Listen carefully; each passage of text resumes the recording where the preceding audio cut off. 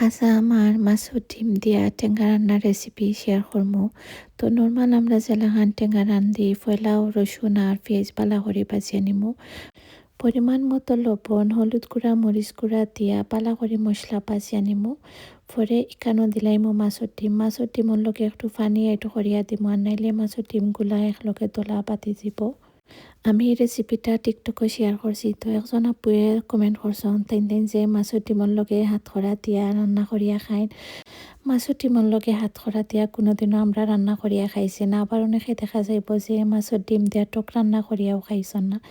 আসলে দেখা যায় একটা জিনিস মানুষে কতলাখান রান্না করিয়া খায়, তো এটা আসলে ডিপেন্ড করে সে কিলাখান খাইতে ভালা পায় বা কোন সাইডে কিলাখান রান্না করিয়া খায়। তো এখানেও পানি দেওয়াই গেলে আমি এখন আম দিলাইমু। যে কোনো ধরনের টক ফল দিয়া ডিমর টেঙ্গা রান্না করা যাইব। বেলফই অথবা আম যে কোনো ধরনের ফুটি এখানে এড করতাম পারমু। ডিমর টেঙ্গা রান্না করতে বেশি সময় লাগে না, 10 থেকে 15 মিনিট। তো এখানে আমার রান্না করা শেষ, এখন আমি দিলাইলাম পরিমাণ মতো ধনিয়া পাতা। যে কোনো ধরনের মাছ কিংবা চিংড়ি দিয়া ওইটা রান্না করা যায়, কিন্তু আমার কাছে লাগে নর্মাল জাস্ট ডিম দিয়ে এই টকটা রান্না করলে ভালো লাগে। তো ইলাখান টক খেয়ে খাইজন কমেন্ট করবা।